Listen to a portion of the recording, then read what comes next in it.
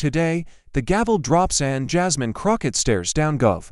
Spencer Cox as LAR and book burner ricochet from the gallery. She slams 3 receipts onto the desk. HB29 statewide cascade. To May 14th, 2,025,287 G memo. And the judge's injunction on Utah's social media. While hashtag Crockett vs Cox explodes across the feed. 7 sheriffs, 1 detainer at the prison gate, and 21 seconds of silence stand between healing and headlines. Cameras catch the raw words, coward, enabler, authoritarian. But the numbers cut louder than the insults when the receipts hit the mic today. Does Utah take the off-ramp or crash into the wall? Stay with us. This is a story worth every second of your time. The hammer cracks once and the room detonates in flashbolts. The Chiron stance across the screen. National Oversight Special Session. As the lag ticker locks on a single rupture. Reports of Charlie Kirk killed at Utah Valley University. A suspect in custody. Campuses trembling today. Jasmine Crockett appears. I secure remote shoulders square. Eyes wavering while Governor Spencer Cox takes the witness table. Grave and measured. One palm flattened on the wood like he's bracing for impact. The gallery surges and stills in the same breath. A producer's countdown dies on 1. And the red light above camera burns like an omen. Hashtag Crockett SHOCKS and hashtag off-ramp or roadblock rocket into the trend bar before the first question is asked. Today, we mourn, Jasmine says, voice clipped and steady. And we ask what choices pushed us to the brink. She doesn't blink. She advances. Cox answers with a governor's calm. We need an off-ramp, from rage to cool the temperature and keep our kids safe. The words land like sandbags on a swelling river. And the chamber tests their weight. A librarian in Rofer clutches a dog-eared novel. A teen scrolls a locked account that no longer lets her speak. A spouse rubs a gold ring, counting hours until a prison gate opens. The evidence cart squeals forward 3 folders, 3 fuses, HB29 mug policy, 287 G corrections agreement, minor social media act. Jasmine nods once, and a staffer slides the first folder into view like a verdict waiting for ink. No platitudes, she says. Show me the pages that cool the fire. The camera tightens on her eyes, resolve rimmed by grief, and then on Cox, whose jaw flickers with a muscle he refuses to acknowledge. Screens across the country lean in. Living rooms, dorm lounges, break rooms, all of them deciding whether healing is a promise or a pose. Cox repeats the creed: kids, law, temperature, each word measured like dosage. Jasmine cuts through. Where does it cool? Governor, on what line? With what guardrail? For which family? A hush pulls the air taut. Even the Vic seems to listen. The clerk hovers over the projector remote, the first slide ready to ignite, while the comment crawl turns into a national heartbeat. Prayers, curses, statistics, receipts. Somewhere outside, sirens sing the afternoon, and the doors tremble with the pressure of people who will not go home empty-handed today. The gavel lifts again. Hardens into dread. The room understands that the next minutes decide whether this country takes the off-ramp or speeds into the wall. Jasmine's stare says there will be no theater, only accountability. Cox's stillness says he knows every syllable will be replayed frame by frame. The cart waits. The folders wait. When grief floods this chamber today, is truth the first thing to drown? The doors breathe out a crowd, and the hallway tightens like a throat. Fluorescent lights jitter. Cameras lurk. And the chant of 100 shoes lays down a drumline for grief. Posters lift and ripple. Freedom to read. Protect kids online. Dignity for families. While a wall-mounted monitor replays the hammer crack from inside. Jasmine Crockett's voice cuts through the hum. Today isn't theater. It's accountability. Face 1. A Utah librarian in a denim jacket with ink on her cuticles and a checkout stamp in her pocket like contraband. Her cart carries 3 books wrapped in brown paper. Spines hidden. Titles memorized.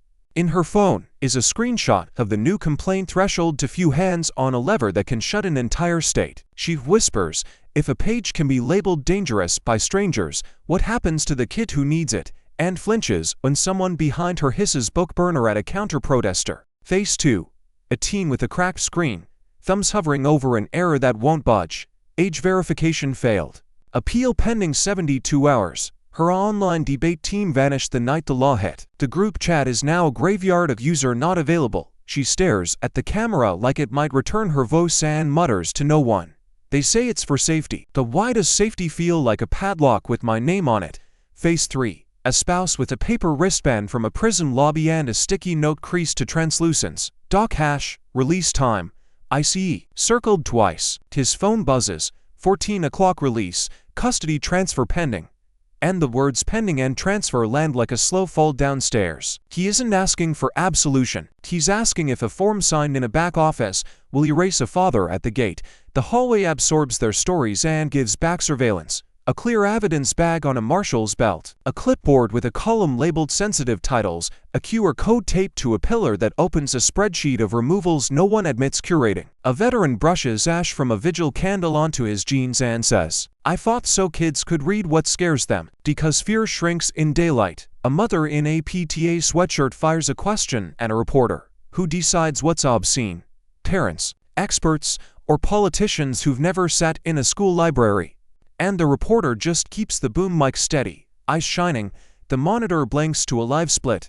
Jasmine on one side, Governor Cox on the other. A crawl of numbers streams underneath like a lie detector. District tallies, detainer totals, injunction excerpts, and the hallway leans forward as if gravity were a vote. Jasmine's promise rides the speaker again, sharper this time. A wire pulled taut from the chamber to the corridor. Receipts only. A security guard counts off 5 more inside. And the librarian squeezes past, clutched tight on the wrapped books as if paper could bruise. The teen lifts her chin and follows. The spouse presses the sticky note flat against his chest until the ink prints faintly on his shirt, somewhere on the far end. A chant stutters, recomposes, and returns with a new spine. Protect kids, protect truth, protect home. And beneath it all runs a quieter mantra. The one no camera can caption. Do not look away. When these policies collide in this narrow strip of light, whose safety gets the shield? Children's, communities, or power dressed up as both? The hallway's 3 faces cross the threshold and the chamber inhales. The librarian with wrapped books, the teen with a locked account, the spouse with a creased sticky note. The gavel's shadow still vibrates on the wood when Jasmine Crockett leans toward the mic, voice steady, blade clean. Governor, define healing. With policy receipts, not platitudes. Camera tightens. Cox squares his shoulders as if stepping into cold water. We protect kids, uphold law, cool the temperature, he says. Diction engineered not to ripple. Show me where it cools. Jasmine fires back, and the screens behind him wake 3 tabs, 3 proofs. Tab 1, HB29. A clean flowchart blooms. District complaint gives local decision gives statewide removal trigger.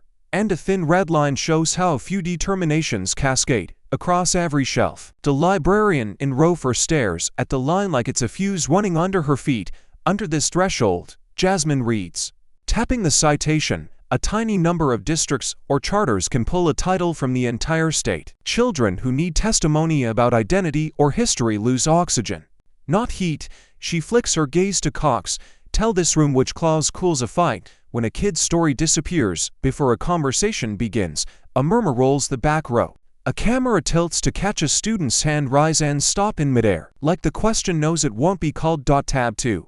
The May 14, 2025 287 GWSO agreement lights up with a custody flow. Release time gives detainer issued gives ICE pickup. A dotted line branches to family impact notes. It's gray, not mandatory. And the spouse in the gallery presses the sticky note harder to his chest. This form is a parting order, Jasmine says. If safety is your argument, SPO is my counter. Where do you draw a bright line at violent felonies so a father finishing a non-violent sentence meets family not event? Tab 3. The Utah Minor Protection in Social Media Act text in one column. Injunction excerpts in another scrolls past a screenshot that reads, Age verification failed appeal pending 72 hours. The teen's reflection shivers in the screen. We all agree there is harm online, Jasmine says, but mandatory identity gates create a registry of childhood that courts keep flagging. Where is the guardrail that keeps safety from becoming surveillance? Cox folds his hands, voice low, pace deliberate. We're refining processes: parental involvement, expert review, measured enforcement. We are not going to create sanctuaries for criminals or let pornography into schools. Jasmine doesn't blink. I asked for cooling mechanisms, not slogans. Give this chamber 3 metrics, who will publish monthly, that prove the temperature drops, threat reports down by percentage, transparent book review timelines and outcomes, independent audits of detainers with family impact tallies, dates, forms, Signatures, a beat hangs. The director's whisper rides the headsets. Hold, hold. As Cox glances at counsel and takes a slow sip of water, we can commit to a task force and to studying. Governor, Jasmine cuts in, voice like a drawn line. Commitments are verbs, not committees. Freeze identity-based purges under HB 29 pending independent review. Limit 287G, referrals to violent felonies with quarterly public audits. Pursue design standards for platforms without building a state ID vault. Which do you agree to now, and which by end of week? The room lists toward him. Even the HVAC hushes. He clears his throat. We'll consider elements of each and return with language. The clerk's finger hovers over the pause button as if that could stop the moment from slipping. And the faces in the gallery ink-stained. Screen locked. Note creased. Wait for something heavier than air. If healing leaves no footprints, no dates, no lines, no limits, then isn't it just a headline we hide behind? The projector snaps awake and the statue fills the wall. A clinical diagram pretending not to shake the room. Jasmine Crockett reads, the trigger slow enough to sting. If a small threshold of districts or charters deems a title objective sensitive material, the removal can cascade statewide. 10 stop mid-stroke. You can hear paper settle like a verdict. A flowchart blooms. Complaint gives local determination. Give statewide notice. Thin red arrows racing across a silhouette of Utah. This is not a suggestion, Jasmine says, tapping the clause. It's a lever. In row 4, the librarian tightens around her wrapped books as if cardboard could bruise. Witness, the clerk announces. A district media specialist takes the seat. Lanyard, barcode scanner, sleepless eyes. On Monday, two districts flagged a memoir for teens, she says. By Wednesday, he received a statewide advisory. By Friday, principals asked for removal plans before our review even met. What disappeared? Jasmine asks. A survival story, the specialist says. A kid who ate alone started reading it at lunch. When the advisory hit, he slid it into the return slot like a confession. And the next day he skipped the library. The teen in the aisle looks down at her cracked phone, as if she knows the shape of that leaving. Governor Spencer Cox leans to the mic, voice measured. This is about shielding kids from pornography, not sanitizing history. Jasmine doesn't blink. Then draw the line where the state can see it, she replies. Who writes the criteria? How are votes recorded? And what is the public appeal when they get it wrong? The specialist swallows. Our appeal is a form that vanishes into a queue. We don't know who reads it. We only know the boxes we pack. On screen. Evidence scrolls. Packing lists time-stamped 1:13 a.m. Classroom photos with gaps like missing teeth. Receipts for double-wrapped cartons so students won't glimpse dangerous spines on a cart. Jasmine highlights the phrase objective sensitive until the yellow glows like hazard tape. Define it in practice, she says. In one town it means explicit sex.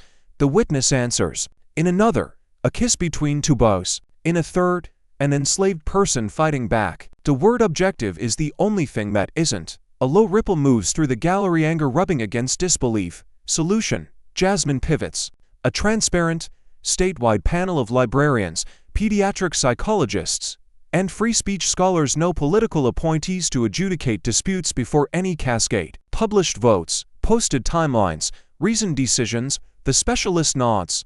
At least we'd know who holds the scale. Cox replies evenly. Yes to expertise, but we will not let smut slip through under academic jargon. Then prove it, Jasmine says, I steady.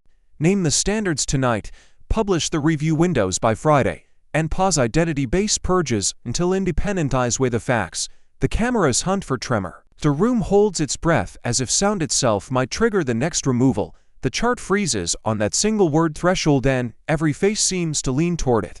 If a gate this small can decide what an entire state may read, who holds the key and who's already locked outside, waiting for the one story that could teach them how to live. The data wall blazes alive, bars, dots, a heat map pulsing like a siren while a thin legend confirms what the room already feels. Removal lists cluster around LGBTQ+ voices and books about race. A side panel scrolls anonymized titles, Work A, Work B, Work C, but the summaries give them away. First loves, first protests, first time a kid found a mirror. The red columns spike in the same R3 distant districts tick the same box. A supercut rolls. Notices time-stamped 113 to 41. 508. Form letters polished to neutrality. Margins crowded with board wants meeting. Parent called again.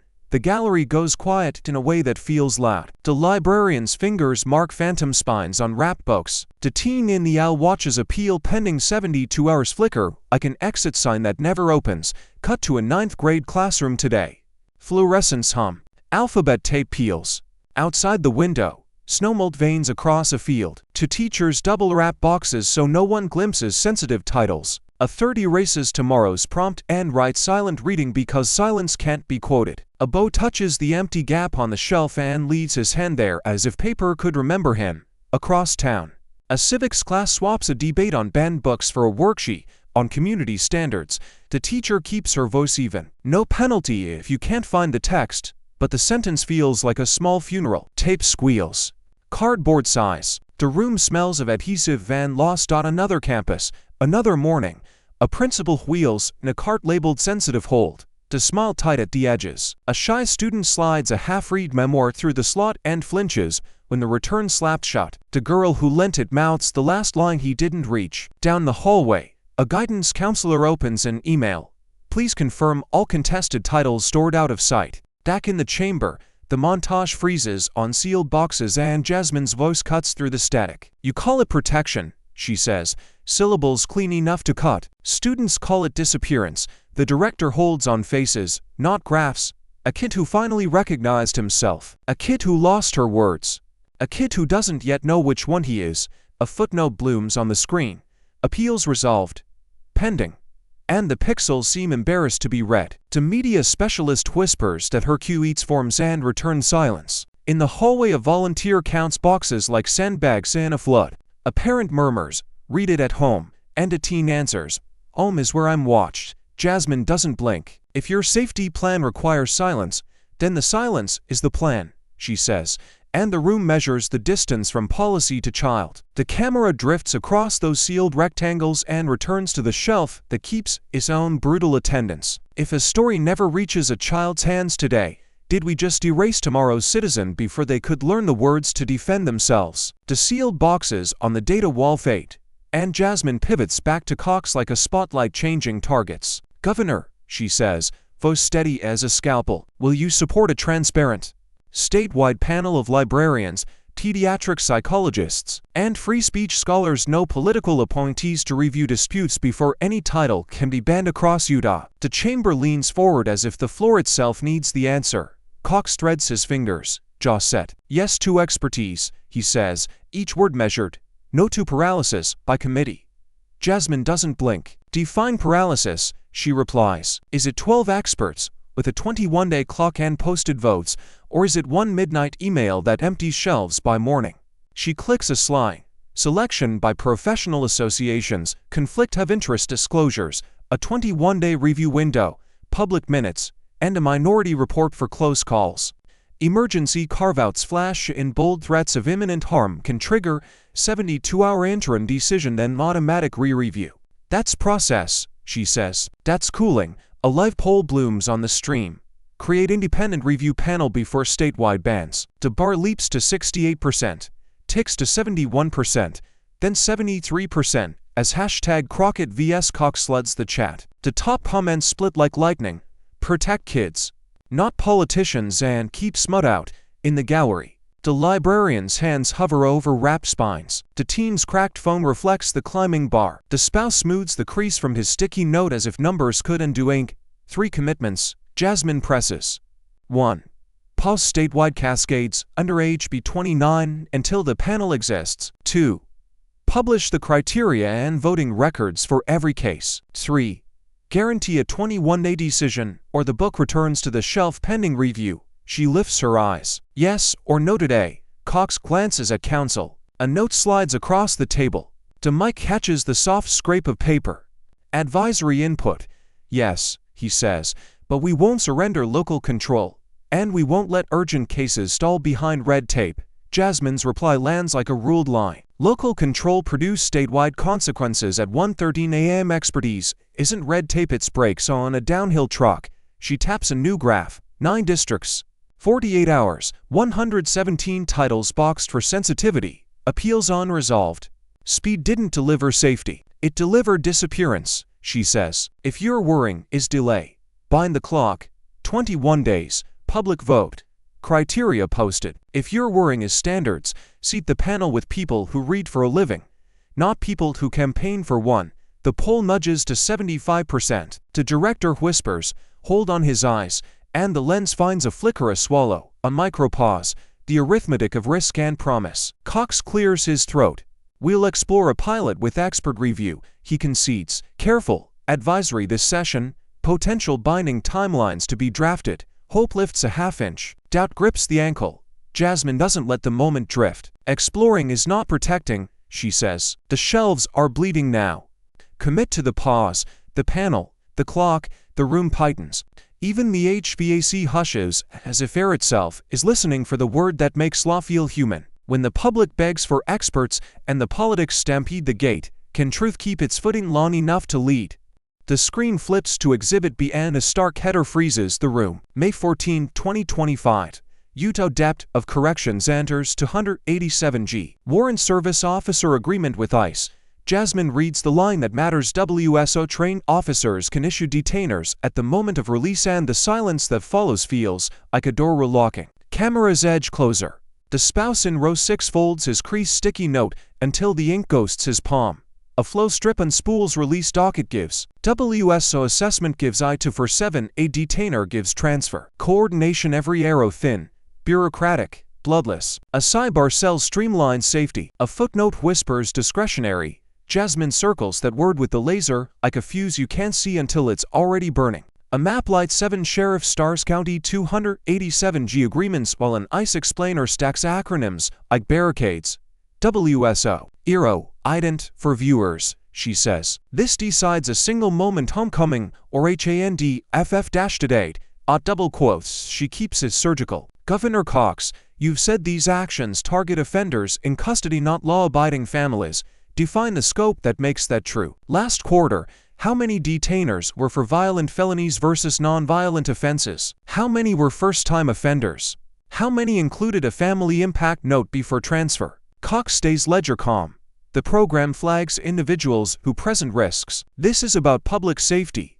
Jasmine doesn't blink. Safety that can prove itself doesn't fear numbers. A corrections lieutenant pressed uniform. Careful vote takes the seat. He outlines WSO training. Supervisor sign off. Database checks. The word discretion keeps coming back like a tie. Jasmine asks him to read the threshold aloud. He does. The gallery hears how easily a checkbox becomes of an idling by gate. The timeline splits the wall. 11:58 property bagged. Shoelaces returned. 12:02 WSO form complete. 12:11 text from the parking lot, we're here. We love you. 12:17. Wait for further instruction. 12:31. The door opens not to arms, to a different uniform. The spouse in row 6 reads it twice like the second pass might change the noun. It doesn't. Jasmine lays down guardrails like tracks. Limit detainers to violent felonies absent documented exceptions. Require family impact statements before transfer. Publish quarterly audits with anonymized counts by offense class. If these truly target danger, she says. Transparency, zero lied. Cox answers. Measure. We won't create sanctuaries by spreadsheet, but we can review audit frameworks. The word review hangs in the air like a hallway with no exit, and every parent watching counts seconds the way clocks count heartbeats. When a signature at noon can rewrite a family at 12:31. What do we call it when a paper form becomes your child's parting order? He is counted down to this morning the way some people count heartbeats. Property bag on the counter, shoelaces and belt returned. A daughter's crayon drawing folded into his pocket so the colors don't crack. The clock over intake reads 11:58. When he signs his last doc form, exhales, and practices the word home under his breath like a prayer he doesn't want to jinx. Outside the wire, 26 feet from the gate, a sedan idles with the hazards clicking like metronomes. A spouse refreshes the text thread every 3 seconds. A boy in the back seat holds up a hand-lettered sign that says "Welcome back, Dad." The phone buzzes. We're here. We love you. The boy presses his face to the window and fobs a heart with his breath. Inside, the last checklist runs. A WSO-trained officer opens a screen, taps through databases, and pauses at the line that wasn't there 2 years ago. Issue detainer item for 7A. The cursor blinks like a second hand. A supervisor leans in. The word discretion sits on the policy sheet like a cone on the table. At 12:02, The box turns blue and a printer spits out a notice that sounds like a seatbelt locking. On the broadcast, Jasmine's voice threads over B-roll of the corridor steady. Surgical. Safety? Yes, she says. But scope matters. She doesn't raise her tone. She raises the floor under the argument. The graphic at her shoulder shows two columns: violent felonies and non-violent offenses, and too many ticks stack on the wrong side of the line. The release clock hits 12:11 and the text from the parking lot lights his screen. He writes 2 minutes, then tucks the phone away because the officer at the door has that posture people get when a script is about to change. The gate creaks, daylight slices the threshold, and then the sentence you never rehearse lands without warning. Wait for further instruction. Somewhere outside, the sedan's hazards keep counting a rhythm that suddenly feels cruel. Back in the chamber, Governor Cox holds the mic like a level. We won't create sanctuaries for criminals, he says, words so smooth they could be skipped across a river. The lens cuts to Jasmine. She doesn't blink. Then publish the line that separates danger from departure, and bind it with audits, she replies. If this is about predators, say it with numbers. If it's about paper, say it with courage. 12:31. The door opens for real this time, just not for him. A different uniform says his name without looking at his face. 26 feet away, a small fist drops the welcome sign and the boy tries to count in his head the way his teacher taught him to calm down. But the numbers don't help when the van blocks the view. The spouse grips the steering wheel so hard the stitched leather leaves a pattern on her palms. On the split screen, the timeline freezes between release and transfer, and the country stares at the inch where one life ends and another begins. If punishment finished at noon by law, who authorized its sequel at 12:31, and where, exactly, does consequence end and exile begin? Jasmine lets the release timeline fade and replaces it with 3 clean tiles: scope, sunlight, family, each pulsing like a heartbeat on the wall. 3 guardrails, she says, voice flat as a ruler. 1. Limit 287 G. Referrals to violent felonies, with a narrow, written emergency carve-out. 2. Independent audits every quarter with anonymized offense classes and outcomes. 3. A family impact statement filed before any transfer so we know which children, elders, or dependents will be hit and how. A template blossoms beside her. Boxes for offense, risk factors, supervisor sign-off.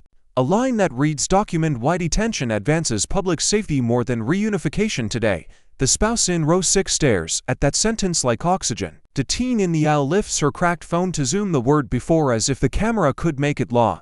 Cox leans to the mic, careful, composed. Guardrails, not shackles, he says. We cannot let bureaucracy turn prisons into revolving doors. Officers need discretion. Predators adapt. Jasmine's eyes don't move. Discretion isn't a blank check, she answers. Name the bright line list: murder, rape, aggravated assault, trafficking, and bind the exception. Supervisor plus attorney review, body-worn justification, and a 14-day public audit trail. Chat explodes into a split screen of America's conscience. Hashtag guardrails now surges up the poll bar. Hashtag LaWansafety clause back with sheriffs and precinct pages boosting the fee. A lower third counter ticks like a metronome: violent, 31%, non-violent, 69% last quarter. Sample set. And the room's shoulders rise in the same inch of disbelief. Jasmine moves to sunlight. Audits mean access, she says. Audit or independence, randomized case polls, document trails that survive administrations. Post the numbers monthly. Total detainers, breakdown by offense class, number reversed on review, number stayed for family harm. She points to the template again. When policy hurts children, we should see the bruise in the data. Cox counters with the governor's calm that never bleeds. Will not expose sensitive enforcement patterns, he replies. Release windows are volatile. We must keep officers safe. Jasmine nods once. Then time lag the reporting by 30 days, she offers. Scrub identifiers. Protect tactics. But count what you do to families in the people's name. She lands on family. Every detainer triggers a simple duty. Call, notify, document who's waiting at the gate, she says. A family impact statement is not a pardon. It's proof you looked a child in the eye on paper before you made them watch the van. The camera finds the Bose poster, welcome back, now folded like a verdict. Cox inhales. Counsel slips him a note. DePaz grows teeth. We can discuss a pilot, he says finally, each syllable sanded smooth. Internal reviews, narrow scope guidance, community input. Jasmine refuses the soft landing. Today, Governor, scope list on paper by Friday, audit framework in 30 days, family impact form implemented immediately. Guardrails you can test, not promises you can quote. The poll plateaus. The hashtags duel like sirens in cross-traffic. The chamber holds a breath it cannot keep. Stalemate hums to truths facing off across an inch of law, and somewhere, beyond the cameras, a van door thunks shut because policy still outruns promise. A statute written to hunt wolves should not keep circling the pasture, so tell this country, right now, can a law meant for wolves stop hunting sheep? The van door thunks shut in the country's ears and, without mercy, the screens flip to Exhibit C. A new header burns across the wall. Utah Minor Protection in Social Media Act 2024. Promises of age verification. Tarrant dashboards, curfews for under 16s, and penalties that bite. A second slide threads the needle of the last year. A federal judge blocked large portions on First Amendment grounds in 2024. Lawsuits grind on. Updated bills queue up for hearings by October 1, 2025. The room doesn't exhale. It braces. A product flow animation spins like a turnstile. Upload ID gives third-party age check, gives platform green light, gives parental control suite. The arrows look clean until you read the subtext. Identity data, retention windows, breach risk. A footnote flashes compelled identification versus anonymous speech. The constitutional tripwire humming beneath the carpet. Jasmine lets the graphic run long enough for viewers to feel the gravity of a birthdate becoming a passkey, a childhood turned into a file. Cox leans in first, voice steady, almost pastoral. Kids' brains are at stake, he says, and the phrase lands like a diagnosis you can't ignore. He points at slide sleep loss, anxiety spikes, dopamine loops engineered to hook, and the gallery nods because some harms don't need citations. They have faces. A mother in row 7 squeezes the strap of her purse until the leather groans. Jasmine answers without raising her tone. She raises the stakes. And so is the Constitution. She clicks to a split screen.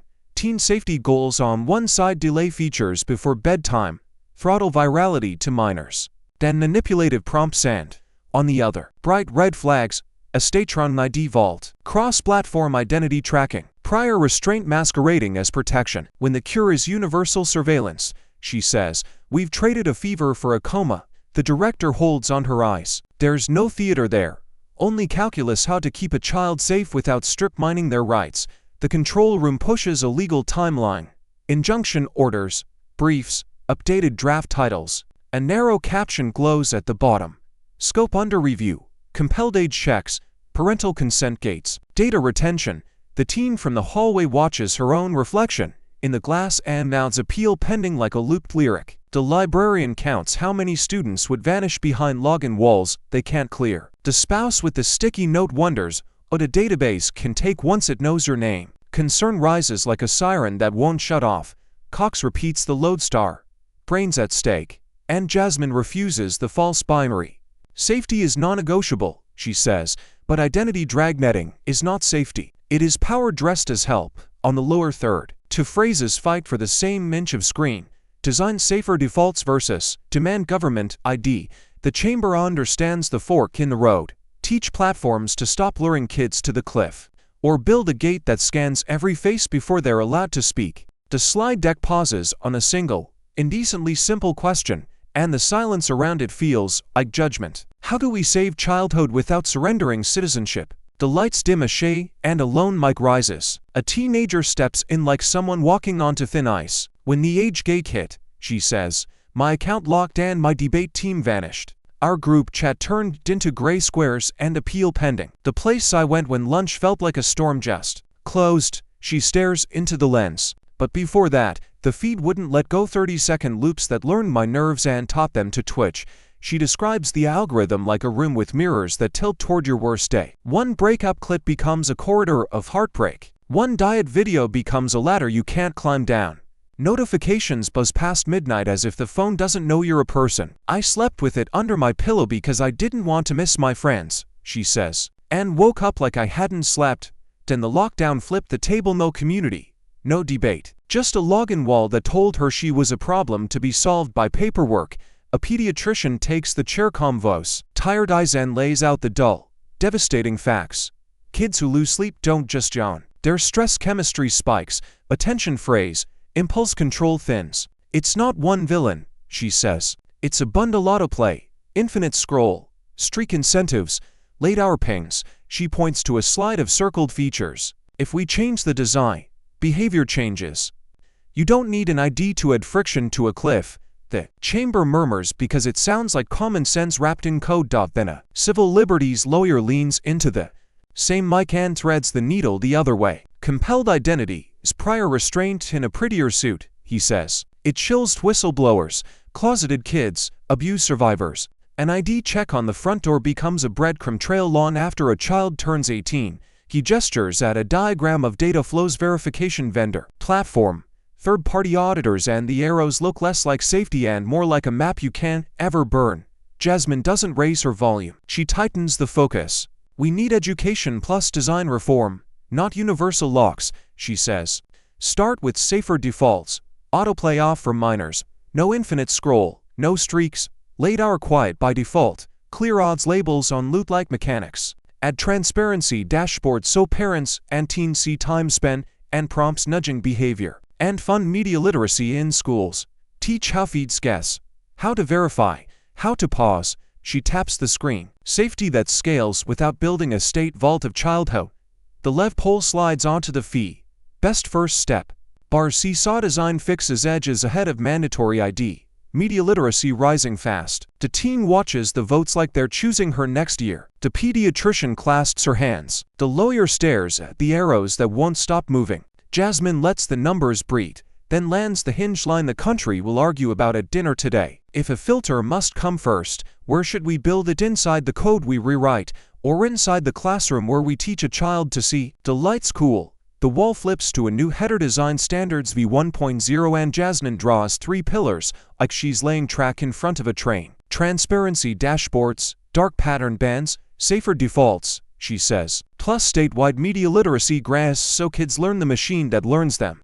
First pillar, transparency. A live mock-up Bloom see your feed time spent meters, recommendation reasons, and a weekly snapshot that lands in both teen and parent inboxes. One-click toggles a calm mode that slows virality, turns off high arousal loops, and shows the exact nudges trying to keep you scrolling. Second pillar, dark pattern bands plus defaults. No autoplay for minors. No infinite scroll, no streak incentives or manipulative countdowns that punish logging off. Default theme is from strangers off, late hour quiet on after 10 p.m., and loot box mechanics must display odds like nutrition labels. Platforms must ship in and do viral switch a 24-hour break on videos spiking among under 16s while a safety review runs. Third pillar, media literacy, statewide. Grants seed a 30-minute weekly module and mask the algorithm for grades 6 to 12. Teachers get microfunds for classroom audits. Librarians run myth-busting labs. A teen audit core spot checks feeds and publishes anonymized findings. We don't just gate children, Jasmine says. We equip them.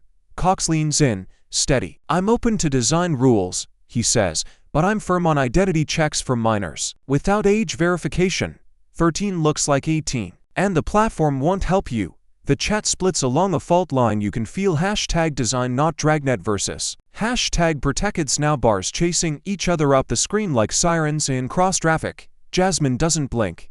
Identity databases are honeypots, she says. They leak, they grow, they outlive childhood. A static vault of teen IDs invites breach, mission creep, and quiet intimidation of the kids who most need anonymity. She taps a slide of breach headlines, then another of whistleblowers, closeted teens, and abuse survivors. The ones who hide aren't the villains. She offers a no-vault alternative, privacy-preserving age assurance.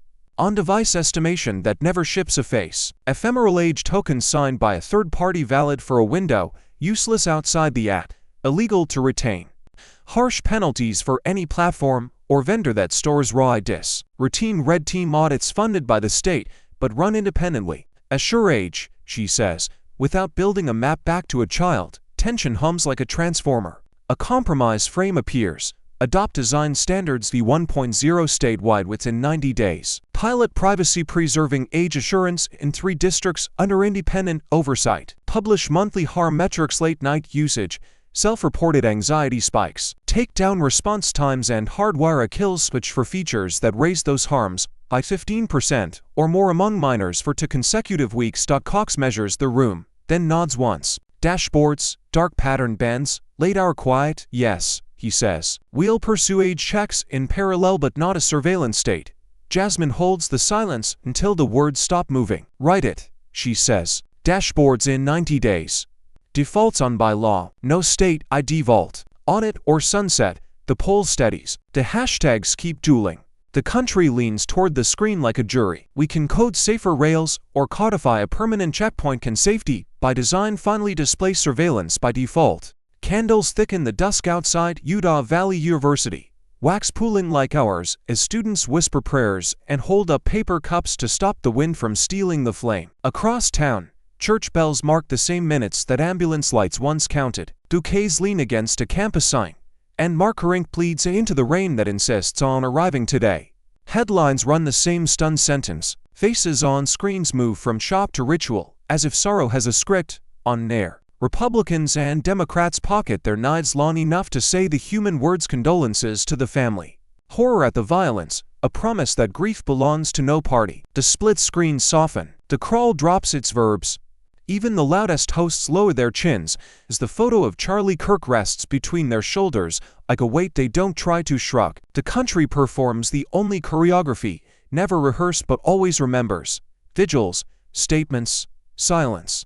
A pledge to be better. Governor Spencer Cox steps to a lectern framed by candles and microphones and repeats the line he has ground into the day. We need an off-ramp from political hostility. He asks for a ceasefire of mouths, less heat, more humanity, fewer performance punches that leave real bruises off stage. Behind him, the sign language interpreter's hands slow at off-ramp, fingers tracing the shape of mercy in the air. Jasmine Crockett doesn't contest the grief. She refuses the easy exit. Language matters, she says on the feed. Every syllable clean enough to catch light. Policies matter more. She names the pages that raise or lower the temperature. HB 29 thresholds that disappear books instead of arguments. 287 G detainers that turn reunions into transfer stations. Identity gates that teach children the state must see their face before it hears their voice. A camera lingers on her eyes and finds not a headline, but a ledger. The crowd splits the way countries do when pain seeks a target. On one side, candles and hands over hearts. On the other, fists that want a culprit now and a punishment yesterday. Hashtags braid and unbraid. Hashtag for Charlie. Hashtag end the hate. Hashtag hold them accountable while the chat thread mutates from mourning to scorekeeping in less time than it takes a candle to gutter. The same mouth can pray and curse within a paragraph. The same timeline can post a vigil and a wanted poster 3 swipes apart. Back in the chamber, Cox folds his creed to the light. Cool the temperature. Make space to breathe. Teach adults how to step back from the brink. Jasmine nods once and points at the thermostat. Lowering heat isn't a speech, she says. It's a schedule, a budget line, or rule with a clock. The gallery listens like a family at 3 a.m., exhausted and awake, waiting to hear which word turns into a door instead of a wall. The candles outside will drown themselves by morning. The pages inside will still be dry enough to sign. If we can agree on mourning today, why not on mercy written into the very policies that set tomorrow's temperature? The director drops a reel like a match. Split-screen fury from every corner of the map. Campaign stages. School board brawls, influencers in ring lights, tasters at pulpits, a protester's megaphone rattling its own screws. Threat verbs blink in closed captions. Crush, purge, traitor, enemy. And the montage refuses to pick a jersey. The same heat wears different colors and burns the same. A chyron crawls beneath the flames. Violence doesn't pick teams. Jasmine lets the reel run 3 beats longer than comfortable, then kills the sound. Rage is cheap to manufacture, she says. Cooling takes work you can measure. She lays out a plan like a surgeon reading orders.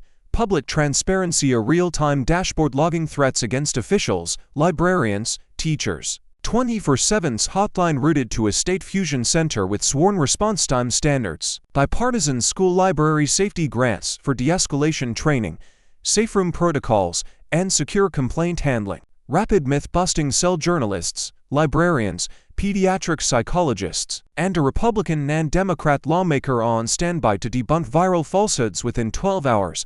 A mock dashboard blooms, counts by county. Average time from report to response, resolution outcomes, a cooling index that falls, threats and false alarms recede. No speech policing, Jasmine says. Just sunlight plus speed where danger hides. Doxing, bomb hoaxes, directed harassment. The gallery leans forward. Even the cameras seem to soften when a problem arrives with a wrench instead of a sermon. Governor Cox nods at the screen. Careful. Transparency. Yes. Hotline.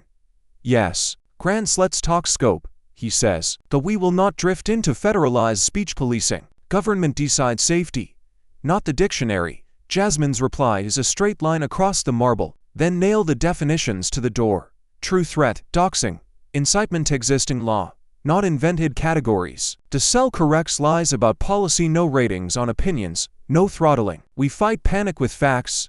Mod filters, the chat heats and clarifies at once. Hashtag cool it with data scrapes past hashtag hands off my speech. A librarian posts a photo of a bomb scare note that shuttered her building for 4 hours. A dad writes that his kid's school lost a day to a hoax and found only smoke in the halls. The teen from the hallway watches the pole bar seesaw and whispers, just tell the truth faster. Like a wish she's testing in public. Jasmine adds guardrails to her own plan. Third-party audits of the dashboard, a statutory firewall between the myth-busting cell and platform moderation, automatic public logs of corrections so power can't hide its edits. We measure temperature, not decide truth, she says. We publish receipts so you can fire us if we cheat. Cox exhales through his nose, then concedes the hinge. Dashboard and hotline, I'm in. Grants, yes, if they remain content neutral. DeSalle pilot it, strictly limited to verifiable policy claims. Possibility flickers. Friction hums. The reel's last frame freezes on a megaphone mid-shout that could be anyone's, and the room studies its own reflection in the metal cone. We are arsonists and firefighters in the same day, so tell me, America, can we cool a fire without dousing debate? Or do we only learn to breathe when the smoke is already in our lungs? The chamber tightens to a point as Jasmine leans into the mic, eyes fixed, voice calibrated to cut. Governor, on the record today, 1. Publicly reject any use of HB 29 to purge books about LGBTQ identity solely because of who the author or character is. 2. Commit to written scope for 287G limiting detainers to violent felonies, with quarterly audits and family impact statements before any transfer. She doesn't blink. No task forces. No studies. Commitments with dates. The director whispers silence, and the building obeys. Somewhere, a clock's red second hand starts its lean. In row for the librarian's grip tightens on paper wrap spines. The teen in the L presses her cracked phone to her chest. The spouse from earlier smooths the crease from a sticky no until the ink prints faintly onto his shirt. Cameras slide closer to Cox's face as if the lenses could hear a thought forming. The hum thickens until it sounds like weather. 1 beat, 2, 3. The gallery counts in their skulls because counting is the only thing that doesn't look like pleading. At 7, a pen rolls, hits wood, and the sound ricochets like a pebble in a cathedral. At 11, a producer's hand hovers over the cup button and doesn't land. At 15, the hashtag stutter, hashtag guardrails now, hashtag law and safety dash then freeze as if the internet itself forgot how to shout. At 19, the corrections lieutenant swallows. At 20, Jasmine's pupils do not move. 21. Cox inhales, squares his shoulders, and speaks into the heat his silence made. Yes to identity-based protection, in principle. Scope language will negotiate. The chamber exhales as if someone cracked a window. The pole on the sidebar jumps, then judders. The teen uncurls her fingers, then curls them again. The spouse closes his eyes, like a person tasting relief and salt at once. Hope rises a half step, cautious as a hand reaching for a dog that might still bite. Jasmine doesn't let the moment drift into confetti. Governor, in principle, disappears in practice. Put the words on paper. A statement today clarifying HB 29 may not be used to remove LGBTQ identity content on identity alone. And by Friday 5 p.m. ET, draft scope for 287G naming violent felonies, audits, and family impact forms. Her tone turns surgical. If this is a pivot, it should leave footprints. Cox's counsel slides him a note. He reads without lowering his chin. We'll confer with counsel and stakeholders, he says carefully. We can issue a clarifying statement, and we'll begin negotiations on scope language immediately. The word begin lands like a cone on tile. Everyone can hear it spin. The librarian's shoulders ease, but do not drop. The teen glances at the door as if measuring the distance to the future. The spouse folds the sticky note into a square no bigger than his thumbnail, as if smaller hurts less. The gavel remains still, but the room knows a hinge just clicked. Somewhere outside, a vigil candle gutters and catches again. Inside, the silence that held its breath becomes a witness with a stopwatch. Is a pause a pivot or a stall? The lights drop to a working glow and 3 panes bloom on the wall like windows cut into the storm. Book review reform. 287G guardrails. Tech safety by design. Staffers wheel in a projector, open a live document, and the cursor blinks in front of the country. As each line is typed, pole bars slither up the broadcast like mercury in a fever thermometer. The gallery leans forward not for speeches, but for sentences that can survive a courtroom and a classroom. Book review reform goes first. Selection rules scroll. An expert panel drawn from librarians, pediatric psychologists, and free speech scholars. Lottery plus conflict of interest checks. No political appointees. A red line appears pause statewide cascades under HB 29 until independent review completes, then a 21-day decision clock, public minutes, posted votes, and a mandatory minority report when the panel splits. The clerk adds recusal triggers for members who campaigned on a case. The chat erupts hashtag receipts or remove as a heat map of counties turns from gray to blue where support passes 60%. The cursor jumps to 287G guardrails. Scope list appears in hard type. Murder, rape, aggravated assault. Trafficking detainers limited to violent felonies. With a narrow emergency carve-out requiring supervisor plus counsel sign-off and a written rationale. Next line. Family impact statement before transfer. Who is waiting at the gate? Who loses care? What supports exist? Then quarterly independent audits. Time lagged 30 days. Publishing counts by offense class and reversals on review. An asterisk adds failure to file equals detainer invalid. Pole bar surge. The spouse from row 6 exhales like someone finally opened a window.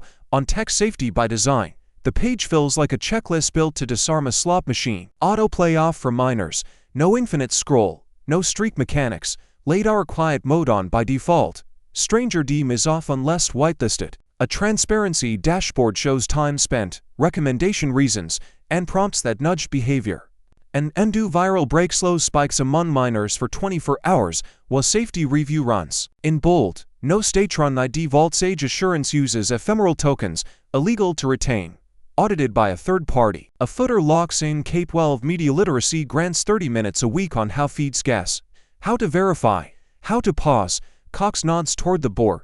Voce even. Design standards and transparency yes, he says. We'll pilot privacy-preserving age assurance, but we stay firm against smut and predators. Jasmine doesn't blink. Then write what you just said, she answers. Dashboards in 90 days, defaults by law, audits on the calendar, and no backdoor into a state database today.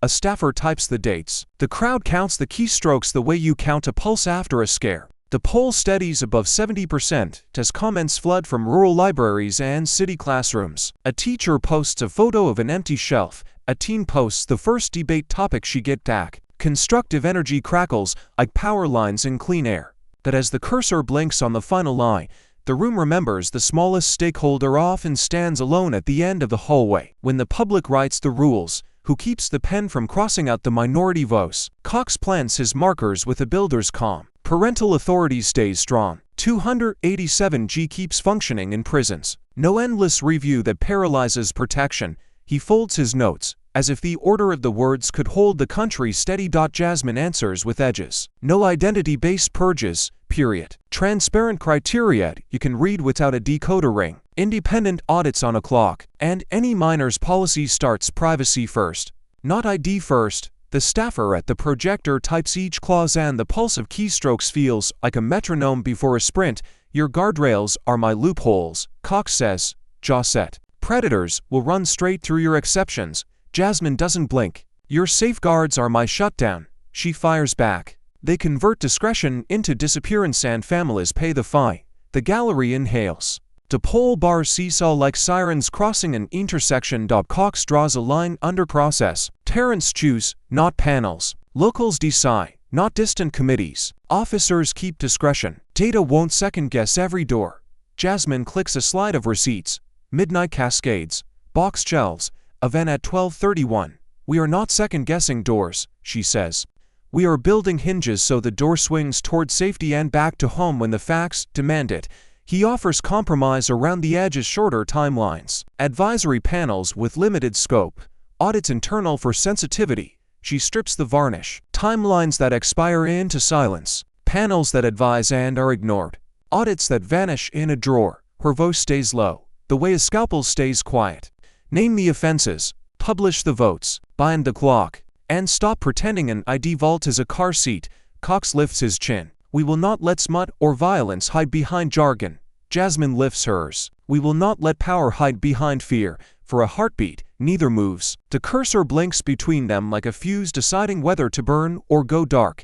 The crowd feels the altitude, one misstep, and the whole framework drops. Is compromise, today, the art of saving lives or just the art of saving face? The hallway has thinned to echoes when a student with vigil wax on his sleeve steps from the shadow and offers Governor Cox a candle, its cup ringed with ash and a name scratched into the rim. He whispers, "Make sure it means something," and the little flame throws a trembling crown over the state seal as Cox nods once more, vow than gesture. At the far end, the librarian from Rover presses a paper-wrapped novel into Jasmine's hands. Beneath the craft tape, a title breathes like a heartbeat waiting to be heard. Cut to split screen. On the left, Cox at a folding table, pen skating across a memorandum. Convene a public reform panel within 7 days. Members drawn from librarians, pediatric psychologists, free speech scholars, votes recorded, minutes public. On the right, Jasmine at a stand-up mic, announcing a bipartisan bill draft posting by Friday. 5 p.m. ETHB 29 guardrails, 287G scope to violent felonies, with audits and family impact forms.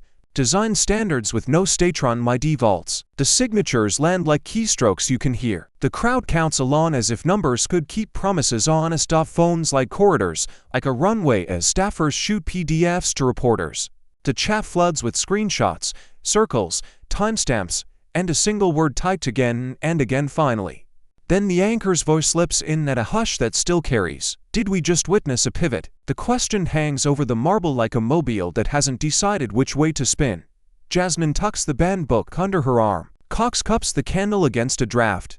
Somewhere outside, a siren recedes instead of arriving. Relief rises, thin but real, and skepticism walks beside it like an old friend who knows every exit. Until a sealed box is reopened, a detainer is stayed, and a teenager logs in without building a dossier as a promise count before it changes a single life. The montage opens like a heart-deep monitor. Nameplate slide into view: librarian, pediatric psychologist, free speech scholar. Then the gavel taps and the public reform panel takes its first vote. Agenda item 1 flashes on the wall: independent review for statewide bans, and the 21-day clock appears in the corner like a countdown that finally belongs to the public. Minutes, roll calls, and a mandatory minority report are typed late as the poll bar on the broadcast climbs past 70%.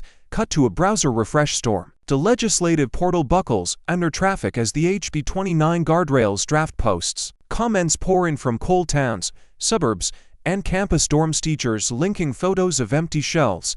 Teens pasting the first passages they hope to read again. A side graphic notes the pause on identity-based purges pending review. Somewhere in row 4, the librarian who carried paper-wrapped books presses both palms to her face and laughs like someone hearing good news with a bruise still blooming. Next frame, the corrections department homepage drops its first 287G. Audit outline time lagged by 30 days. Anonymized. Offense class bar stacked like a skyline. Baseline numbers flicker. Violent versus non-violent. Reversals on review.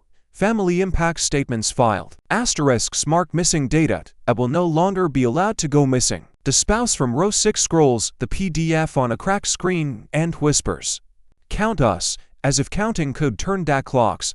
Then the docket card for the tech safety roundtable lands. Design standards hearing scheduled. Witnesses split between pediatricians, product leads, civil libertarians, and classroom librarians. A mock dashboard demo rolls autoplay off. LiDAR quiet on.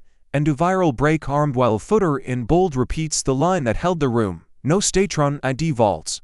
Pilots use privacy-preserving age tokens with third-party audits. The teen who lost her debate team texts her coach. Topic 1 is back. Press risers.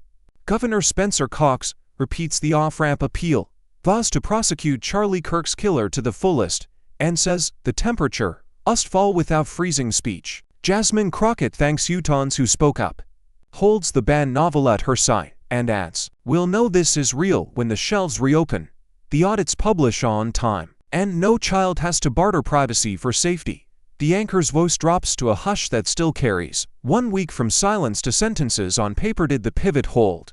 Candles have burned down to puddles. TDFs have turned into road signs. The crowd feels the ground tilt from spectacle toward structure. But a question hangs in the doorway, like whether you can smell before it breaks. Is what we feel momentum just movement in place or the first mile of a movement that keeps every shelf open, every family together, and every child free to be her? To broadcast flips to you decide, and 3 pole bars slither up the screen as phones light living rooms like a second sunrise. Calls flood in crackling from a ranch outside Moab, where a grandmother asks for audits that count real families. Crisp from an apartment in South Dallas, where a youth mentor says, give us dashboards, not databases.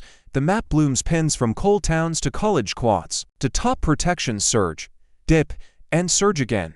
Independent book panel, 287G scope to violent felonies, design standards v1.0 with no state ID vaults. A producer opens the line for a mini debate. A parent's voice, steady but frayed, my kid is 12. I want locks that hold. A teen answers without flinching. I want exits that open. I don't want my face stored to speak. They circle each other, curfews versus curiosity, alarms versus dignity until they hit the seam both can't ignore. Fine. The parent concedes, show me what the feed is doing, and show me who decided. The teen adds, in writing, the poll pops a fourth slide, a radical transparency, and it rockets like a flare. Jasmine leans to camera, not to sweeten, to anchor. When light enters, lies retreat. She bullets the crowd's will into action verbs, publish panel votes and timelines. Post detainer audits by offense class with reversals on review. Require safety dashboards in every teen account. Fund media literacy labs in every district. To chat studies into sentences instead of shouts. Parents trading links to sleep studies. Teens sharing guides on verifying videos. A librarian offering a template for appeal letters that won't vanish in a queue. The bars freeze, the totals lock, and the country sees itself choosing, not scrolling. If you could safeguard just one freedom for the next generation, which would it be and why? The camera rides a library cart down a quiet aisle as if it were a lifeboat. Taper wraps peel back, spines breathe in light, scares chirp like small birds returning after a storm. A teacher slides the first title into the gap that has ached for weeks. A kid's hand arrives a heartbeat later, and the lens holds on the moment a face opens because a page is finally allowed to. On the glass door, a new flyer shares, what used to be hidden panel votes, timelines, a minority report pinned like armor against forgetting. Cut to a gate that once ended stories. The clock reads 12:31 and this time the door opens the right way. A stamp detainer cancelled bleeds red across the form that tried to outlive justice. A Bose cardboard sign comes up crooked, welcome back. Dead end. The hug that lands is the kind you measure in years, not seconds. Off camera, an audit log updates. A supervisor initials a line that will keep another family from learning to spare by paperwork. The air feels wider, like someone finally cracked a window in the state's chest. A classroom glows with screens that don't stalk sleep. Teens tap a dashboard that explains their feeds in plain words. Autoplay off. Quiet hours on. Why am I seeing this? Spelled out with receipts instead of riddles. A student toggles the Edu viral break and watches a spike flatten long enough for adults to catch up.